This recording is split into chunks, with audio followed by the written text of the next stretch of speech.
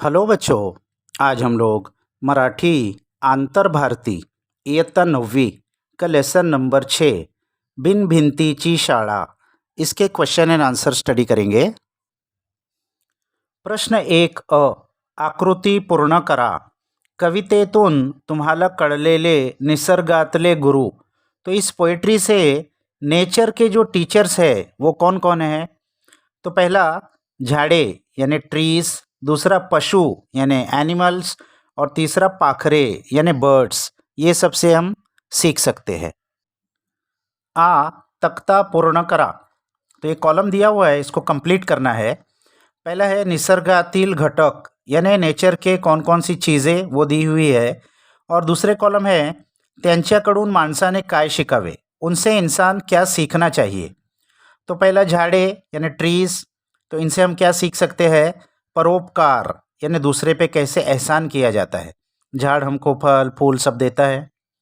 दोन पाखरे यानी बर्ड्स, इनसे हम क्या सीख सकते हैं? स्वातंत्र यानी इंडिपेंडेंस, वो अपना उड़ते हैं। तीन मुंगिया एंड्स, इनसे क्या सीख सकते हैं? शिस्त प्रियता यानी डिसिप्लिन उनको बहुत पसंद है, तो हमको भी अपनी ज़िंदगी में डिसिप्लिन पैदा करना चाहिए। चार भूंगे, भूंगे यानी जो भौरे होते हैं, इनसे क्या सीख सकते हैं? आनंदी रहने यानी खुश रहना। वो हमेशा गाता रहता है, फिरता रहता है, ऐसे ही हमको भी बहुत ज़िंदगी में खुश रहना चाहिए। और पांचवा मधमाशिया यानी हनी बीस, इनसे क्या सीख सकते हैं?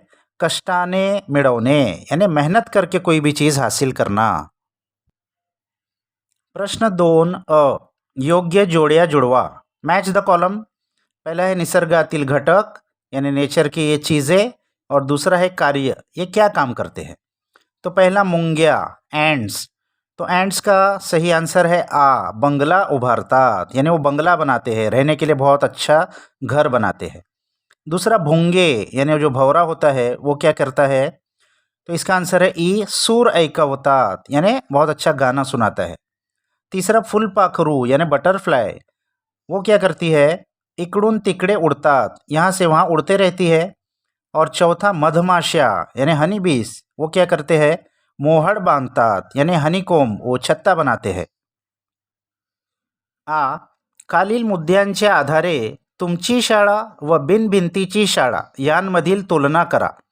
तो नीचे मुद्दे कुछ टॉपिक्स दिए हैं, उनके आधार पर हमारी स्कूल और ये जो बगैर भिंती की यानी बगैर दीवारी की जो स्कूल है यानी नेचर, इनमें कंपैरिजन करना है। तो पहला पॉइंट है इमारत, बिल्डिंग। तो तुमची शाळा, तो तुम्हारी शाळा कैसी है? दगड़ी, दगड़ यानी पत्थर से बनी हुई है। और बिन भिंतीची शाळा उघड़ी यानी वो उघड़ी यानी खुली है, उसका कोई बाउंड्री नहीं है। दूसरा शिक्षक, अच्छा पढ़ाने वाले टीचर्स। तो तुमची शाळा, आपके स्कूल में कौन पढ़ाते हैं? मानसे यानी इंसान लोग पढ़ाते हैं। और बिन भिंतीची शाळा, ये बगैर दीवार की जो स्कूल है नेचर, इसमें कौन पढ़ाता है? निसर्गातील वस्तु, नेचर की अलग अलग चीज़ें।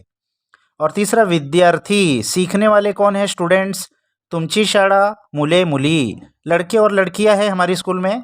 और बिन भिंतीची शाळा, नेचर की स्कूल में कौन सीखता है? सर्वजन यानी सारे ही इंसान इसमें सीख सकते हैं। कवितेतील यमक जोडणाऱ्या शब्दांच्या जोड्या शोधून लिहा। अब यमक जोड़नारिया यानी राइमिंग वर्ड्स पोइट्री में क्या क्या आए हैं वो ढूंढ के लिखना है। तो फर्स्ट गुरु करू, दूसरा मुंग्यांचा भुंग्यांचा, और तीसरा ओहड़ मोहड़, ये राइमिंग वर्ड्स आए हैं। गटात न बसनारा शब्द ओळखा यानी find the odd man out. 4 words दिए हैं, इसमें से 3 कॉमन होंगे और एक अलग होगा। तो जो अलग है उसको हमको ढूंढ के लिखना है। तो पहला झाड़े, वेली, पशु और रोप। तो इसके अंदर झाड़ है पहला, दूसरा वेली यानी वो जो बेल होती है झाड़ के ऊपर, तीसरा पशु यानी जानवर है, और चौथा रोप यानी वो जो छोटा सा प्लांट होता है। तो इसके अंदर अलग क्या है? पशु, वो एनिमल है, और बाकी तीनों झाड़ से रिलेटेड है। दूसरा सकाळ, दोपहर, सायंकाळ और दिवस यानी सुबह, दोपहर, शाम और दिन। तो इसके अंदर दिवस अलग है क्योंकि सुबह, दोपहर, शाम ये सब दिन का एक हिस्सा है, और दिन ये पूरा होता है, तो इसके लिए दिन, दिवस ये अलग होगा। तीसरा चंद्र, चांदन्या, आकाश, वारा। चंद्र यानी चांद, चांदनिया यानी सितारे, आकाश आसमान और वारा हवा। तो यहाँ तो वारा अलग है क्योंकि चांद और सितारे आसमान ये सब मिलते जुलते हैं। और चौथा झाड़े, फुलपाखरू, मधमाशी, मूंगी। तो पहला है उसमें झाड़े यानी झाड़, दूसरा फुलपाखरू यानी बटरफ्लाई, मधमाशी हनी बीस, मूंगी एंड्स। तो इसमें अलग कौन सा है? झाड़े, क्योंकि बाकी तीनों इंसेक्ट है। प्रश्न 3, स्वमत यानी अपने ओपिनियन से आन्सर लिखना है। 1, कवितेच्या शीर्षकाचा तुम्हाला समजलेला अर्थ स्वभाषेत लिहा। इस पोइट्री का जो टाइटल है इससे आपको क्या मतलब समझ में आया, ये अपने ओन के वर्ड्स में हमको लिखना है। तो उत्तर, आजकल आपण 4 भिंतीच्या आत शिक्षण घेतो। आजकल हम 4 वॉल्स के अंदर यानी स्कूल में सीखते हैं। बिन भिंतीची शाळा म्हणजे निसर्गात उघड्या मोकळ्या वातावरणात शिक्षण देणारी शाळा होय। और बिन भिंतीची शाळा यानी बगैर किसी वॉल्स की जो स्कूल है वो नेचर के खुले हुए माहौल में सीखने को कहते हैं। निसर्गातील प्रत्येक सजीव व निर्जीव वस्तू आपल्याला शिकवण देत असते। नेचर की हर एक जानदार चीज़ हो या बेजान चीज़ हो, वो हमको कुछ ना कुछ सिखाती रहती है। निसर्गाच्या मुक्त शाळेत प्रवेश फी नसते और नेचर की ये जो खुली हुई स्कूल है इसमें कोई एंट्री फीस भी नहीं है। अभ्यास व परीक्षा नसते, कोई सिलेबस नहीं है और कोई एग्ज़ाम भी नहीं होता है।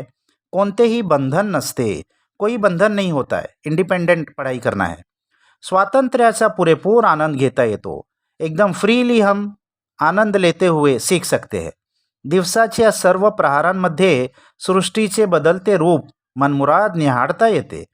तो दिन के हर हिस्से में सुबह दोपहर शाम नेचर में जो तब्दीली हो रही है इसको हम बहुत अच्छे से ऑब्जर्व कर सकते हैं। ऋतूंचे सोहळे अनुभवता येतात, अलग अलग जो ऋतू आती है उसको हम एक्सपीरियंस करते हैं।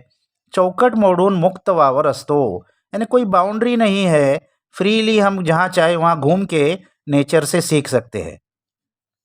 अशा प्रकारे बंधनांच्या पलीकडे मुक्त शिकण्याला बिनभिंतीची शाळा असे म्हटले आहे। तो इस तरीके से बगैर किसी बंधन के फ्रीली नेचर से सीखा जाए, इसको कहा गया है बिन भिंतीची शाळा यानी स्कूल विदाउट वॉल्स। सेकंड, निसर्गातील घटकांमधून मिळणारा आनंद तुमच्या शब्दांत लिहा। नेचर की अलग अलग चीज़ों से हमको क्या खुशी मिलती है वो अपने वर्ड्स में लिखना है। उत्तर, प्रत्येक ऋतूत निसर्गात बदल होत असतात। हर सीझन में नेचर में चेंज होते रहता है। सृष्टीतील हे बदल न्याहाळताना आनंद मिळतो। नेचर में ये जो बदल होता है इसको ऑब्जर्व करते हुए बहुत खुशी मिलती है। उन्हाळ्यात झाडे वेलींना पालवी फुटून ती फुलाफळांनी बहरतात। गर्मियों के मौसम में झाड़ों को पालवी फूटती है यानी वो कोपल निकलता है और उसके अंदर फल फूल आते हैं। उन्हाचा उत्सव साजरा करता येतो। तो इस तरीके से गर्मी का हम एक फेस्टिवल मनाते हैं। वसंत ऋतुत सर्व सृष्टि नवीन व टवटवीत होते। वसंत ऋतु में यानी स्प्रिंग सीजन में सारी ही ज़मीन एकदम नवी और फ्रेश हो जाती है। पुढे येणाऱ्या पावसाळ्यात सृष्टि नहाते। आगे जो बारिश का मौसम आता है उसमें नेचर नहा लेती है। सर्वत्र हिरवेगार वातावरण होते, हर तरफ हरियाली छा जाती है। माणसे व पशु पक्षी यांना पाणी मिळते। इंसान को और जानवरों को भी पानी मिलता है। शेती तरारते, खेती अच्छे से होती है। हिवाळ्यात थंडीची मजा काही वेगळीच असते और इसी के साथ ठंडी के मौसम में जो ठंडी की मज़ा है वो कुछ अलग ही होती है। नदी डोंगर धुक्यात बुडून जातात, तो नदी और पहाड़ ये फॉग के अंदर डूब जाते हैं। झाडांची पानगळ हुरहुर लावणारी असते। पत्ते जो झाड़ से गिरते हैं ऑटम में, उससे दिल को एक अलग ही बेचैनी होती है। मऊ दुलईत सर्व सृष्टी लहान बाळासारखी गोंडस दिसते। तो मऊ मऊ एकदम नए नए कोपल फूटते हैं, पत्ते सब गिर जाते हैं, तो इसके अंदर ऐसा लगता है कि सृष्टि एकदम छोटे बच्चे के जैसा ब्यूटीफुल लग रही है। अशा प्रकारे निसर्गातील घटकांमधून अवर्णनीय आनंद मिळतो। इस तरीके से नेचर के अलग अलग चीज़ों से हमको एक अनडिस्क्राइबेबल खुशी मिलती है। 3, निसर्ग हाच आपला खरा गुरु आहे, हे विधान सोदाहरण स्पष्ट करा। नेचर यही हमारा सही गुरु है, टीचर है। ये एग्जाम्पल के साथ इसको क्लियर कीजिए। तो उत्तर, निसर्गातील प्रत्येक घटक आपल्याला काही ना काही शिकवत असतो. नेचर की हर एक चीज हमको कुछ न कुछ सिखाती है. झाडे आपल्याला नियमित फळे, फुले व सावली देऊन परोपकाराची शिकवण देतात. झाड़ जो होते हैं, ट्रीज जो होते हैं, ये हमको बराबर रूटीन तरीके से फल और फूल देकर और छाया देकर दूसरों पे किस तरीके से एहसान किया जाता है ये सिखाते हैं. दररोज उगवणारा सूर्य आपल्याला नियमितपणा शिकवतो. हर रोज सूरज अपने वक्त पर उगता है, उससे हमको एक नियमितपणा, एक डिसिप्लिन सीखने को मिलता है. टाइम से हर काम करना चाहिए. त्याच्या तेजाने जग उजळते, उसकी रोशनी से दुनिया रोशन हो जाती है. तसे आपले कर्तृत्व उजळा, तो ऐसे ही अपने बिहेवियर को भी चमकाओ, असा तो संदेश देतो. ऐसा वो हमको मैसेज देता है. सर्वत्र फिरणारा वारा आपल्याला आनंदी राहायला शिकवतो व सतत कार्य करीत राहण्याची शिकवण देतो. तो हवा जो यहाँ से वहाँ बहती रहती है, वो हमको हमेशा खुश रहना और हमेशा काम करते रहना की सीख देती है. डोंगर आपल्याला संकटात डगमगू नका हे शिकवतो. पहाड़ हमको ये सिखाते हैं कि किसी भी मुसीबत में अपने जगह से मत हलना, कायम रहना. सतत वाहणारी नदी चराचराला पाणी देऊन दानाचा संदेश देते. तो कंटिन्यूस जो नदी बहती रहती है, ये हमको दूसरों को कैसे दान करना चाहिए इसका संदेश देती है, क्योंकि वो सबको पानी देती है. शेतातील धान्य आपली भूख शमवते. खेत से जो धान्य निकलता है उससे हमारी भूख मिटती है. पानी तहान भागवते. पानी से हमारी प्यास बुझती है. आकाश ढगांतून अमृताचा वर्षाव करते. आसमान बादलों में से अमृत का वर्षाव करता है, यानी पानी बरसता है. तर पृथ्वी क्षमाशीलता शिकवते और जमीन हमको दूसरों को कैसे माफ करना है ये सिखाती है. अशा प्रकारे निसर्ग हाच आपला खरा गुरु है, हे सिद्ध होते. तो इस तरीके से नेचर यही हमारा सही गुरु है, ये साबित होता है. अभी ये नेक्स्ट भाषाभ्यास है, यानी ग्रामर का सेक्शन है. तो खालील शब्द समूहांपासून सामासिक शब्द तैयार करा. नीचे शब्द समूह दिए हैं, यानी वर्ड्स के कुछ कलेक्शन है और उससे हमको सामासिक शब्द बनाना है.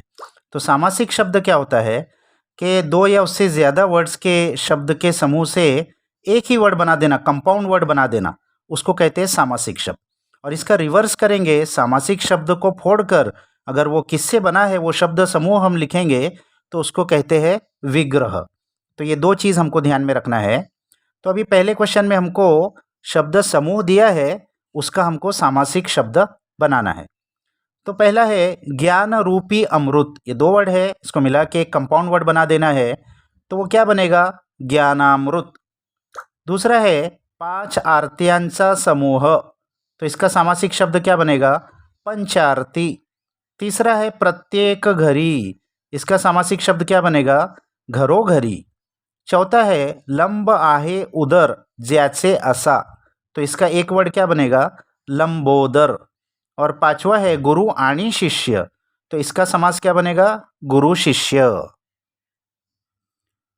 इसके आगे नेक्स्ट क्वेश्चन है पुढील शब्द समूहांपासून सामासिक शब्द बनवा.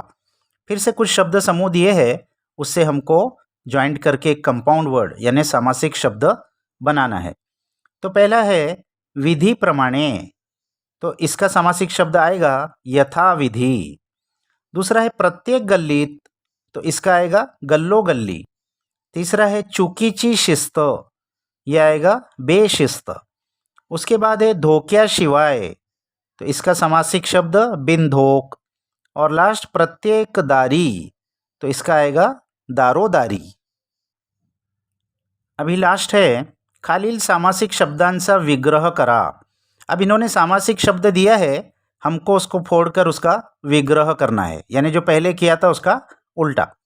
तो पहला सामासिक शब्द है यथामति, तो इसका विग्रह क्या आएगा, मति प्रमाणे. उसके बाद है हर साल, तो इसका विग्रह प्रत्येक साली.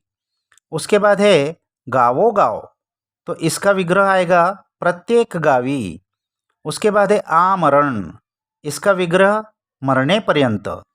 और उसके बाद है यथाशक्ति, तो इसका विग्रह आएगा शक्ति प्रमाणे. तो यहाँ ये क्वेश्चन आंसर्स खत्म हो गए बच्चों. इसको अच्छे से अपने बुक्स में लिख लो. नेक्स्ट वीडियो तक बाय बाय।